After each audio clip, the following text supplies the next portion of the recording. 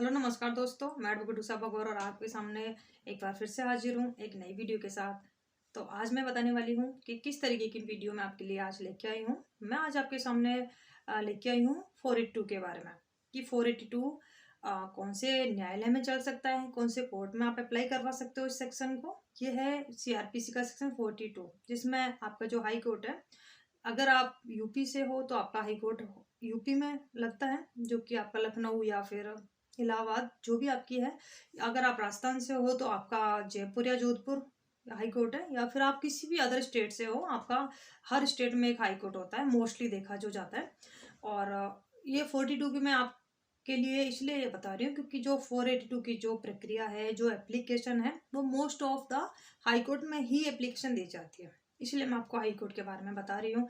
तो मैं खुद भी हाई कोर्ट में ही बैठती हूँ। अगर आपको आपका खुद का भी कोई ऐसा मामला है जो आपको कोई एफआईआर रिक्वेस्ट करानी है या किसी की बेल वगैरह करानी है, कुछ भी आपको ऐसा कुछ भी कराना हो, तो प्लीज़ आप मेरे जो कॉन्टैक्ट नंबर है उस पर आप कॉन्टैक्ट कर सकते हो मेरे से, और मैं आपको हाई कोर्ट में ही मिलूंगी। और आप कॉन्टैक्ट भी करके मेरे से बात कर सकते हो, पूछ सकते हो किसी भी, आपको अगर कुछ पूछना है। तो आज मैं बात करने वाली 42 के बारे में मोस्टली, कि ये है क्या।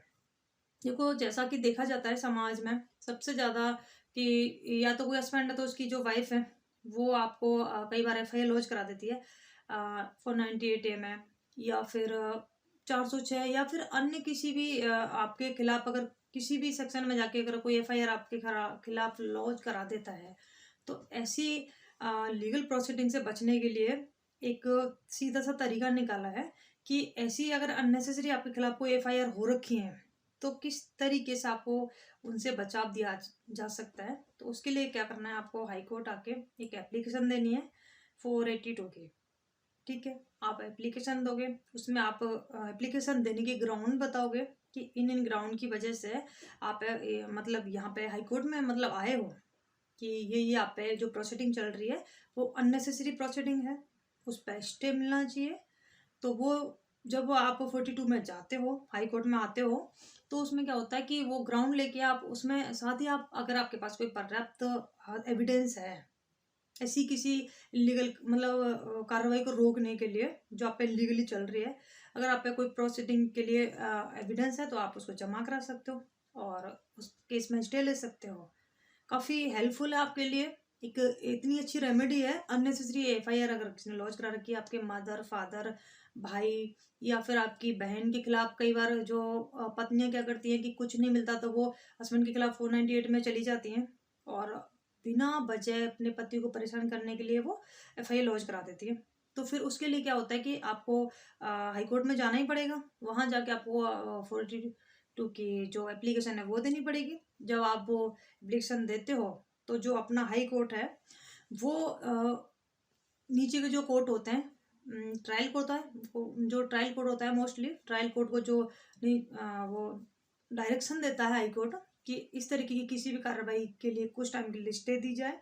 और उस स्टे, जब उस पर स्टे मिलती है तो फिर वहां पे हाई कोर्ट खुद से, कोई अगर आपके पास एविडेंस है तो आप वो एविडेंस भी दे सकते हो हाई कोर्ट में कि ये हमारे पास एविडेंस है जिस वजह से हम इस कार्रवाई को निरस्त कराना चाह रहे हैं। तो वो आपका एविडेंस वहाँ पे रिकॉर्ड पे लिया जाता है।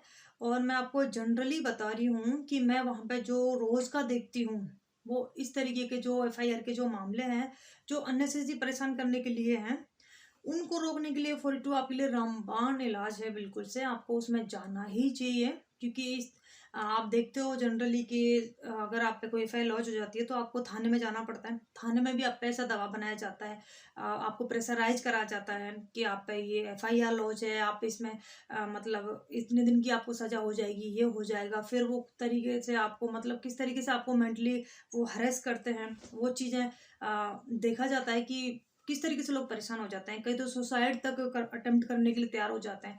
तो आप ऐसी किसी भी तरीके की परेशानी से अगर आप जूझ रहे हो तो बिल्कुल भी आप फिक्र ना करें। आपको बिल्कुल ही टेंशन लेने की ज़रूरत है ही नहीं। आप सीधे हाई कोर्ट में आइए। हाई कोर्ट में आपको वहीं मैं मिलूंगी। अगर आप मेरे कॉन्टैक्ट नंबर मैं आपको अभी डिस्प्ले पे दे दूंगी। उस तरीके मतलब आपको अगर मेरे से अगर 42 लगवाना है तो आप मेरे पास आ सकते हो, अन्यथा अगर आपके कोई जानने वाले एडवोकेट है उनसे लगवा सकते हो। और आप मैं आपको बता रही हूँ कि ऐसी किसी भी लीगल प्रोसीडिंग जो आप पे चल रही है आप उसको बेझिझक स्टे करा सकते हो, क्योंकि कई ऐसे मामले थे जिनमें से मैं आपको एक बता देती हूँ। तो मीना कुमारी का मामला है, जो अपना मीना कुमारी वर्सेस बिहार राज्य का मामला था। उसमें भी क्या किया गया था, जो एक पत्नी थी उसने अपने हस्बैंड के खिलाफ और उसके रिश्तेदारों के खिलाफ अननेसेसरी उनको परेशान करने के लिए 498 का केस कर दिया था। और उसके बाद उनको मतलब मजिस्ट्रेट ने उसके जो एफआईआर मतलब वो परिवार जो उसने मजिस्ट्रेट को जो लिखित में जो कंप्लेंट करी थी उसके खिलाफ मजिस्ट्रेट ने उस पर कॉग्निजेंस ले लिया, मतलब उसको सुन लिया, रिकॉर्ड पे लिया। और फिर वो जो उसका जो पति था वो काफ़ी परेशान था, तो वो फिर हाई कोर्ट में गया। तो हाई कोर्ट में उसकी एप्लीकेशन को जब नहीं सुन के जब सुप्रीम कोर्ट में उसकी जब एप्लीकेशन जाती है, तो सुप्रीम कोर्ट ने खुद ये डायरेक्शन दिया था कि अगर ऐसा कोई भी मामला है जिसमें कि आप नीचे ट्रायल कोर्ट के रिकॉर्ड मतलब उसको ट्रायल कोर्ट के किसी भी परेशान हो किसी भी ऐसी कार्रवाई से, तो आप फिर सीधे सुप्रीम कोर्ट ना के हाई कोर्ट आ सकते हो।